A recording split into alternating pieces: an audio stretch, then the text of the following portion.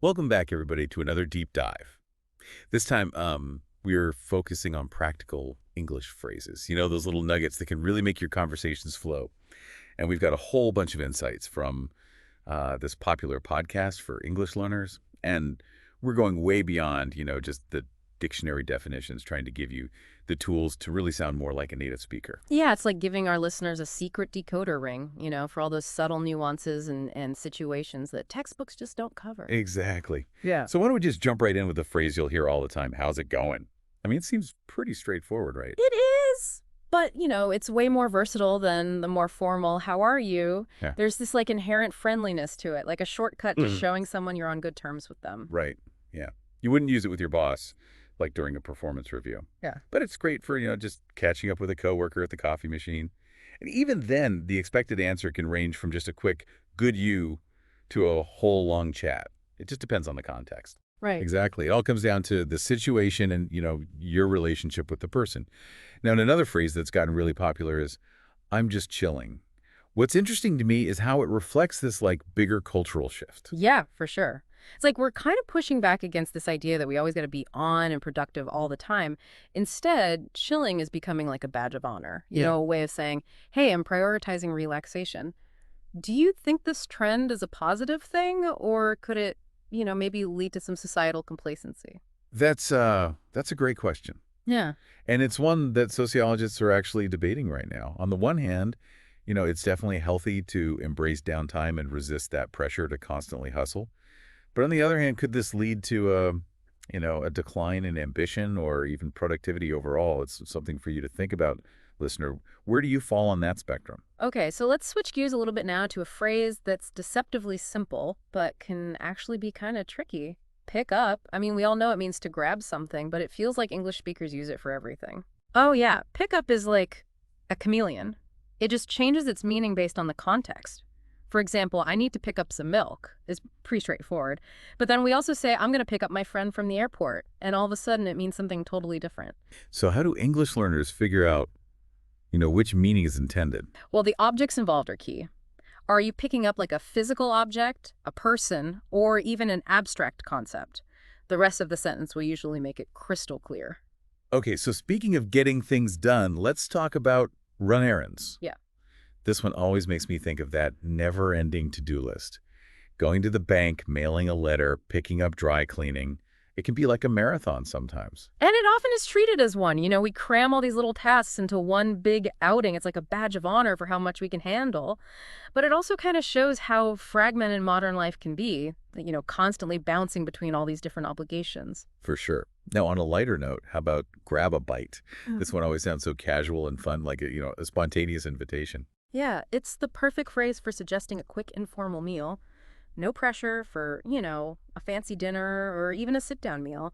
It's all about convenience and sharing the enjoyment of food. It's like the linguistic equivalent of comfort food. So, speaking of work, I think we've all felt that urge to just call it a day. Yeah, it's more than just stopping work. It's like you're making a declaration. You're drawing a line in the sand between your professional life and your personal time, which is so important for maintaining, a healthy balance. Oh, totally.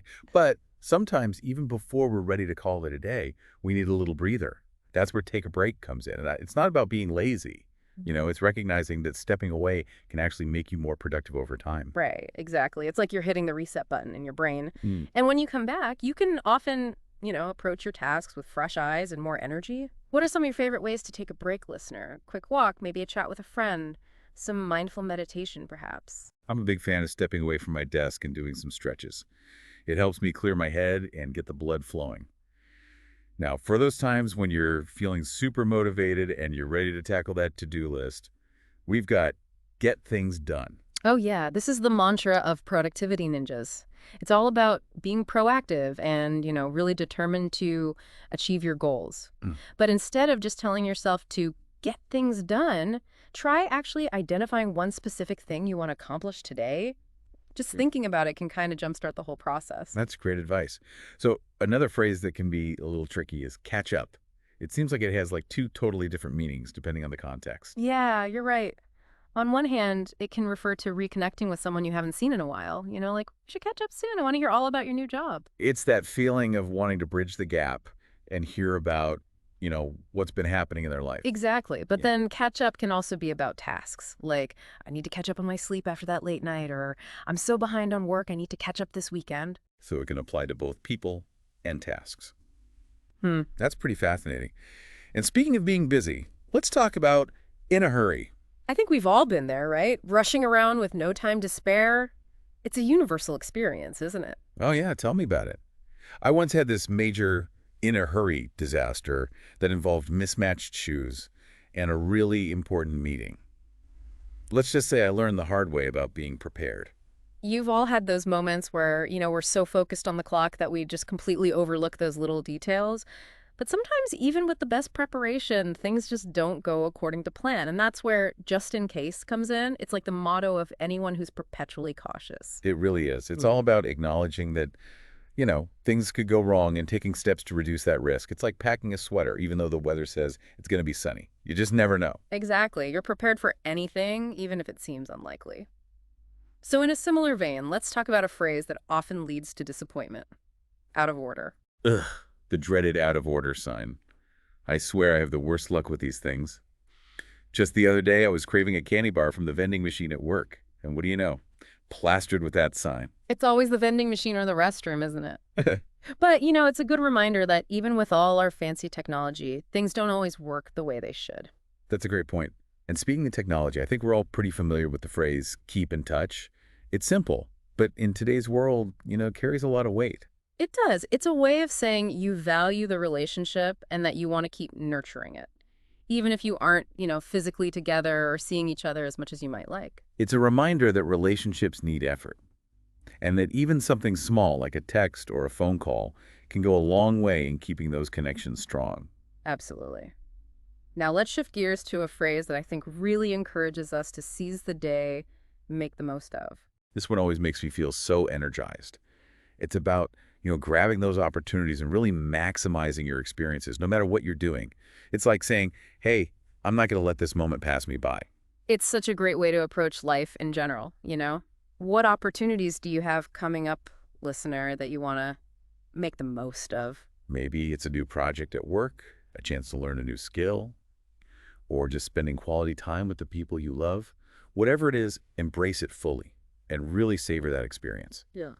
For those of us who are constantly running around, there's the phrase on the go. This one definitely describes a lifestyle that's fast-paced and dynamic, often fueled by caffeine. It's all about juggling tons of responsibilities and constantly moving from one thing to the next. I definitely relate to this one.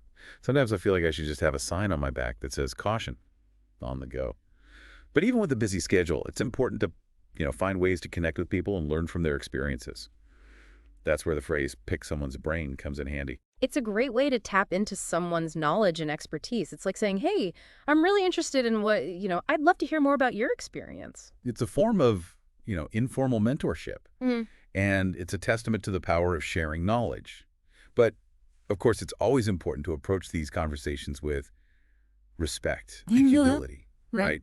You don't want to just, barge into someone's office and demand to pick their brain. Right. Build some rapport, be genuine in your curiosity, and be mindful of their time. Well said.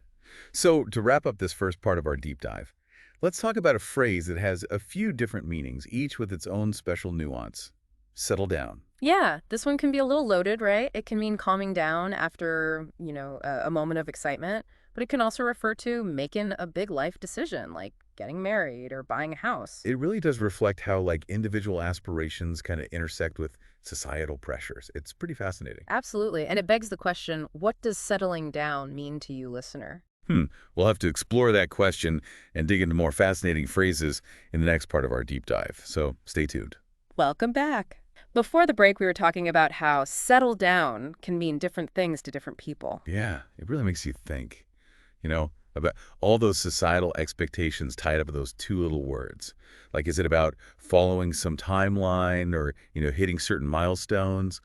Or is it more about finding that feeling of peace and contentment, no matter what everyone else says? I think honestly it's a little bit of both. We're all influenced by the culture around us, but at the end of the day, it's really up to each person to decide what settling down means to them. Totally.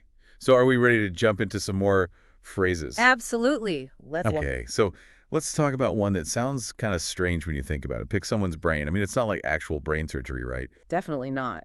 But there is a kind of extraction happening, just not a messy one. Picking someone's brain is all about, tapping into their knowledge and expertise. It's a way of saying, hey, you obviously know a lot about this. Mind sharing some of your insights? It's like a casual mentorship thing. Hmm. And it can be super helpful, especially when you're trying to learn something new or you're in a tough spot. Exactly. Think about a time when you had a question, about your career or a personal problem. Wouldn't it have been great to pick the brain of someone who'd already been through it? Oh, all the time. Yeah, But there's a right way to do it. You don't want to come across as like demanding or anything. for sure. It's all about respect and, give and take. Approach the person with genuine curiosity. Be mindful of their time. Maybe even offer to buy them coffee in exchange for their wisdom. Love that. Hmm. Okay. For those of us who are always on the move, there's on the go. Yeah. Feels like the motto of modern life, doesn't it? It really captures that feeling of constant motion. Right. We're all juggling a million things, racing against the clock, trying to fit everything in. Guilty as charged. But sometimes I wonder if we lose something in all that rushing. Do we miss those quiet moments to reflect? Or, the chance to really connect with people? That's a great point.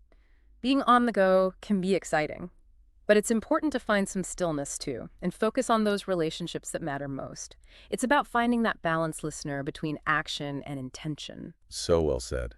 And speaking of intention, let's talk about a phrase that encourages us to, grab every opportunity, make the Mhm. most of. Oh, I love that one.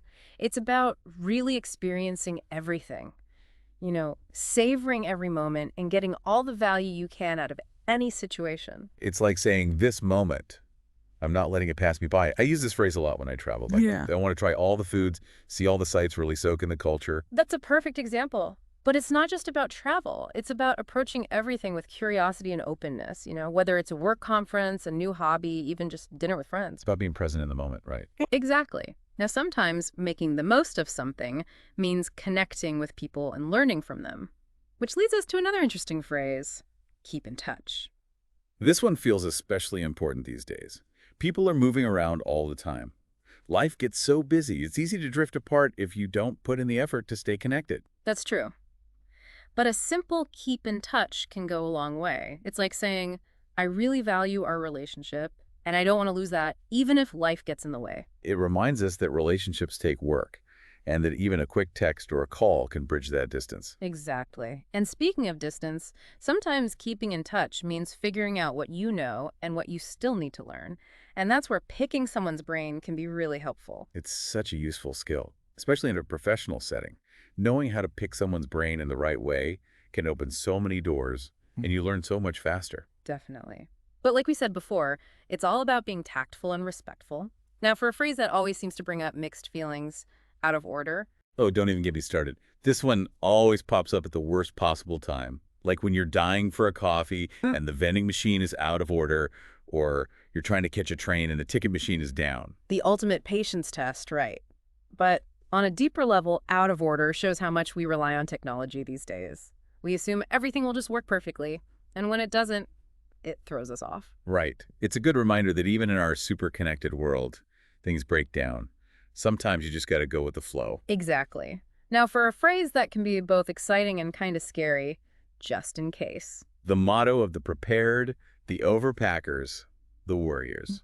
But sometimes a little just in case thinking can really save the day. Oh, absolutely. It's about thinking ahead, trying to spot potential problems, and then taking steps to avoid them. Yeah. It's like packing an umbrella, even though it's supposed to be sunny. You never know when a storm might pop up. Or bringing an extra phone charger when you travel, just in case something happens to the first one. Exactly. Being prepared for anything. And sometimes a little extra effort can make a huge difference. Now, before we move on to our last set of phrases, let's circle back to something we discussed earlier, being on the go. It's definitely exciting and I get a lot done. But, I do wonder sometimes if we're giving something up, are we missing out on like deeper connections with people or, those quiet moments that are so good for you? I think that's a really important thing to consider. You can be on the go without, burning yourself out. It's about making smart choices with your time and energy. Very well said. Okay, so are we ready for a few more phrases? Yeah, let's do it. All right, so let's talk about a phrase that often comes up when people are making big life choices. Settle down. But like we talked about before, it means different things to different people. Right. It can be about finding some stability and routine, whether that's through getting married, starting a family, buying a house, or, settling into a career. But it can also be about finding a place where you really belong, a community where you feel like you fit in. It really does have so many layers. And I think it's important to push back against those expectations. Hmm. There's no right way to settle down. And it definitely doesn't mean you're not ambitious or anything. Exactly. It's about, making your own path and creating a life that feels right for you. And sometimes that means looking for new experiences, pushing yourself outside your comfort zone, embracing the unknown. Which brings us to our very last phrase for today's deep dive, just in case. The motto of the prepared, the overpackers, the ones who always have a plan B. And sometimes that's a good thing. Thinking just in case can save you a lot of stress down the road. Oh, I always pack an extra phone charger and a travel umbrella, just in case. Me Yeah. too. It's about realizing that things don't always work out perfectly, and being prepared can help you deal with problems. Well, I think we've covered a lot of ground today. We've really explored these everyday English phrases, found some hidden meanings, and even challenged some of those expectations we all face. It's been a great journey through the ups and downs of language, and hopefully our listener feels ready to use these phrases, with confidence in their own personal style. Absolutely. And remember, language is powerful. It helps us connect with others, express ourselves, and navigate the world around us. So embrace all the richness of everyday English. Play around with these phrases, make them your own. You might be surprised how much they improve your communication and your understanding of the culture. And hey, maybe you'll even inspire other people to pay more attention to how we use language, how it shapes our thoughts and our relationships. So until next time, happy learning, everyone.